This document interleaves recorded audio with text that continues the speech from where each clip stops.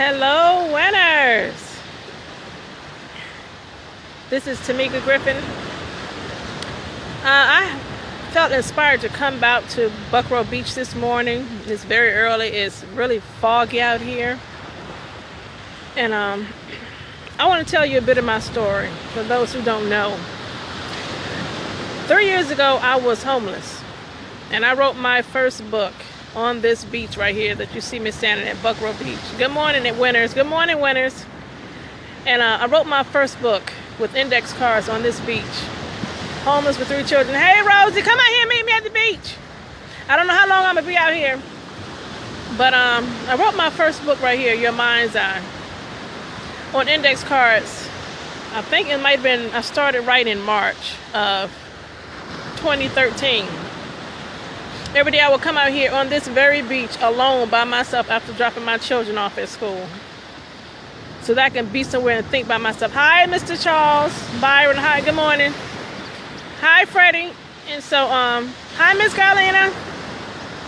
And so on this very beach at Buckrow Beach, what I was saying is that I wrote my first book, Homeless, on index cards for those of you joining. And so I was just inspired to come out this morning because yesterday I was having a really bad day yesterday. Couldn't understand why I was having a just really tough day yesterday. And so this morning I heard God say, well, go back to the beginning where you started from. And so even though I'm hoarse, I'm getting over pink eye, I had to come out here where I started. And so today, the beach is so beautiful. It looks so much different than it did 3 years ago. And this is after hurricane. Okay? So I know you probably can't see, you can see the waves, you can probably hear them, but way out there in the distance, you can't see anything because of the fog. Okay, and so what God gave me this morning was, even though I can't see anything, and even though it was hard for me to see physically because of pink eye, even though it was hard for me to talk because I'm hoarse, you understand? Even though nothing that I could see was feeling comfortable, I'm in a very uncomfortable place right now. Even though you can't see, you still have to have faith. Okay, and I don't like giving cliche messages or anything like that, but over there to the right of me, I can't see anything. But what does that have to do with your dream coming true? Even though you cannot see anything, you still have to keep going. Even though I cannot see the waves on it, I can hear them, I can smell, I can taste the salt. So even though you cannot see nothing, you have to go with the vision in your mind's eye that God gave you. Yes, Dr. Charles Cheek, I'm down the street from you. So you still have to keep going. And yesterday I can publicly say I was doubting God. I was doubting that He could actually make my dreams come true because of what I was seeing around me. I was being squeezed to no end. Physically feeling bad. You understand? And yesterday God gave me 3 messages. He sent me I was online looking at Pastor O.C. Reese from Georgia. Gave a word. Fight. And then I looked at a young lady I've never seen in my life, Michelle Thornton. Strategy. And then the message God gave Dr. O.C. Reese, it was strategy. So everything is strategic. So immediately when you get a word, you have to start using it immediately. You understand? Stop writing notes, taking notes, and then putting them on your dresser, and you never reach them again. You never reach that. So I encourage you today, go back where you started from. I am back at the very spot that I wrote in the sand. Winter, 3 years ago, in this sand. You understand? Here it is, express proof. Those very rocks that you see, I was standing right beside those rocks. I was in a very broken place, Miss Jenkins, 3 years ago.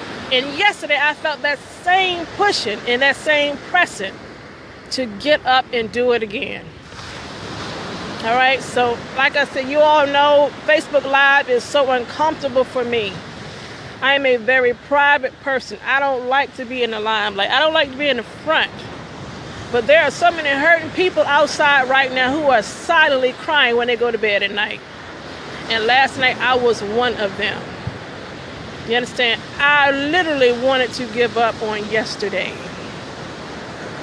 But God sends you 3 messages all at once to confirm. You understand? To confirm that you are a winner. Okay? You are a winner. Stop listening to haters. Stop listening to people that cannot tell you how to write a vision, tell a vision, because they have no vision. Okay? Hi, everyone. This was a bit much. This was a bit much. It is so foggy out here. And that's exactly how I felt. I felt like I was just, like I couldn't see anything on yesterday.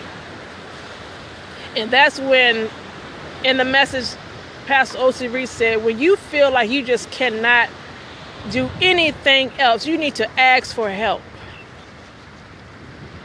Because we're fighting private battles, trying to prove to others that we're strong enough, and we're killing ourselves. We are literally killing ourselves, and we shouldn't have to. There are so many people around you that love you. They love you. They're cheering you on every day silently. You understand? There are more people that love you than hate you. I promise you that. And that's what I told myself last night. You know, there's so many people that love me, and the devil will try to get you isolated all by yourself and make you think you're just crazy, that you'd never beat anything. And that is a trick of the enemy. That is a trick. I know women, we are emotional, but we have to get our emotions under control. Whether we're menopause or going through PMS, whatever we're going through, we have to remember one thing. We are in control. We have so much power. I love the sound of the waves behind me. I stood out here when I had nothing. You understand me? Nothing. I stood right here on this sand. 3 years ago on this sand, Buckrow Beach. Hearing God say, you are a winner. And that's what you are today. Good morning, Miss Ann. Hi, Miss Ebony. Hello, everyone. I like to say hello, everyone, because people get mad when you don't speak. Hello, everyone. Thank you for listening. Hi, Latrice McKnight. Good morning, everyone. No, great morning. I do apologize. But, you know, that's it. I don't know what else to say. You know, and I do want to say one more thing. Is that thing, you know, a whole bunch of people be trying to tell you, listen, how to tell you how to do your stuff. You have to check. How you doing, Cindy? You have to check what people say. Look at what they're doing around you. Okay, it is so vital that we pay attention to who we listen to. Everybody does not have your best interest. And that's the most painful thing that winners have to go through. So many of us are in straight denial that everyone is for us, and that's a lie. It's a lie. And so that's when you have to have 2 or 3 people that you can actually be real with. Okay, you can't be real with everyone out in the public. This is a public platform, and I'm like, wow, this is just way out of my comfort zone. Way out of my comfort zone. I'm wondering if my hair's straight, is my eyebrow right, are they even? I mean, all this foolishness. But I'm here to tell you a perfect prime example for whatever God has you to do for yourself. You are valuable. This is what God told me last night. You are valuable. You are worth it. And I'm working on you. And it is not in you to ever give up. And I don't know how many people saw that little clip of the story of the little the lobster that I posted. You understand? It was so befitting for yesterday. Because as winners, we go through so much pressure. And for those who are not owning their own business, for those who just, for those of you who ain't living on purpose. I'm just going to keep it real. If you're not living on purpose, you don't know somebody who is focused. You cannot understand our craziness. You cannot understand how we must be alone for a little while so that we can get a word to help other people. But on yesterday, I was under so much pressure. And when I got home, I saw this little 1 minute and 47 clip of this man. And he said there was a story. He was in the dentist's office talking about this lobster story. He didn't, at first he was like, well, I don't want to learn about no lobsters. But what he was saying is that the lobster is a soft shell animal. And when the lobster becomes uncomfortable, I would say I become angry. You cannot talk to me. I'm not good to be around when I'm under a lot of pressure. When I see stuff that is supposed to happen and it ain't happening, I'm not a fun person to be around. So yesterday he was talking about this lobster. Lobsters, they grow shells. They have to go along and get rid of that old shell, go up under a rock away from predators. That means away from haters, people who are just breaking all things about you. Okay, who do not believe in you. They are those predators in your life. So this lobster runs and hides away alone until he's able to grow another shell. And he does that years and years and years and years. And at that moment, those are times when people grow up. And that's exactly what I was feeling yesterday. So when you're going through stuff, God will send you little clips of videos. He will send you a lady with a bigger afro who loves flowers. He will send you warning. He will send you just messages of confirmation that, you know what? I got you. I got you when nobody else got you. Okay? Horse and all, can't see straight. I hope I put my makeup on right. Horse and all, I could not keep this message to myself this morning. I had to come outside because I don't know who is suicidal at this very moment. You don't know who is about to give up at this very moment. And it is not for you to make a decision because you're having a bad day to kill yourself and do something crazy. All right, I got to go. My arm hurt. You know, I'm out here, like I said, I'm out here on this beautiful beach. People sleep on Buckrow Beach, but it is it's a quaint beach. It's not big, and it's just right for me. You understand? Good morning, everybody. Hi, Kelly. Hi, Manel. Yes, I posted the lobster story yesterday. Yes. Good morning, everyone. So, let me tell you something. And the thing about God, when you're going through stuff, when you're going through it, you'll look like how you're supposed to look in the future. I looked like this 3 years ago, and I look like this today. Some of y'all better catch that. I looked like this 3 years ago, and I look like this today. And the only thing that means is while you're going through your storm, you are being covered. I don't like to be really churchy. I like to just say it like it is, so that people can grab stuff and just run and use it for whatever you need to use it in your life. All right. I love everyone. Hey, how you doing? Thank you, Miss Jenkins. Thank you so much. Yes, thank you, Mr. Donald. Thank you. You know, while you all are encouraging me, hopefully I'm encouraging you also. We need each other. We truly do. Nobody can do everything by themselves. And people who like to do stuff alone, that's just ego.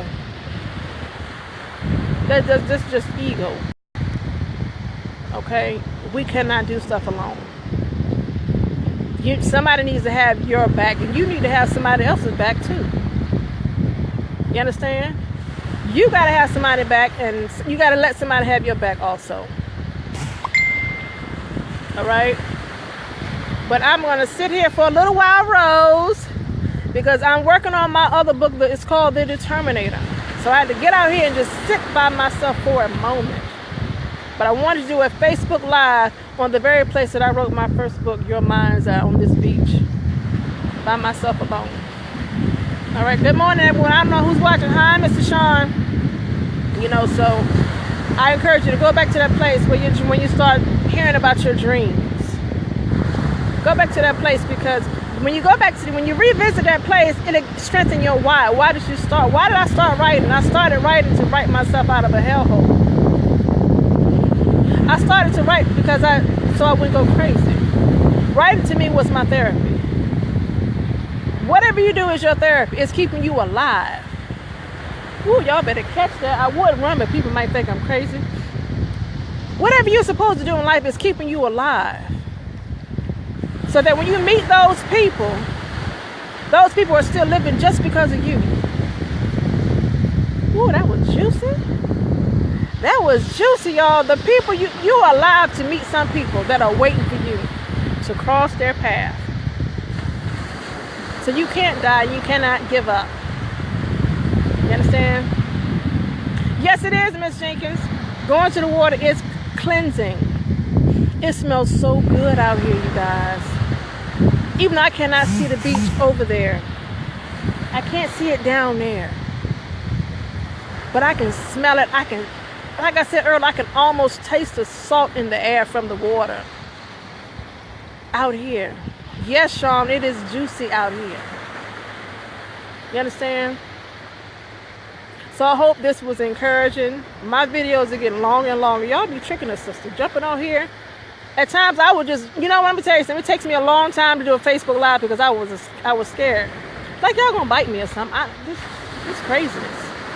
But wow, I encourage you to go back to that place. And do it alone in private. Stop telling everybody what you're doing. Some of y'all, I mean, you run your mouth too much. You just tell everybody what you're doing. And I'm going to tell you why you do that, because I used to do that. I used to try to get approval from people. It's trying to get approval. Well, maybe if I tell them this, they'll really think that I'm really doing something with my life. No. Stop that. Write your stuff on paper. Okay? In the Bible it says write the vision. Make it plain so with that when other people read it, they can run. What you're supposed to do in life is going to cause other people to run. You're the catalyst for somebody else. You understand? Hi, good morning, Amanda. You are the catalyst for somebody else. You are, I'm talking to you. You are the catalyst for somebody else. Okay? This is relay racing time now. We all a team. No man is an island. We all a team. Okay? We are strength in numbers. Please believe that. Okay? Good morning, everyone. Thank you, Sean. Hey, Amanda, I see my partner's on. We're writing a book, you guys. You know, God will send you people that'll help you, strengthen you. Y'all strengthen each other. 3 people working together is dangerous. Okay? I should hashtag boycott poverty. Ooh, that's juicy. Boycott poverty today. Hashtag boycott poverty. Kill the poverty mindset. We need to just kill it. Okay? Boycott poverty. And we're going to stick with that for a long time. Hi, Amanda. Thank you so much, Queen.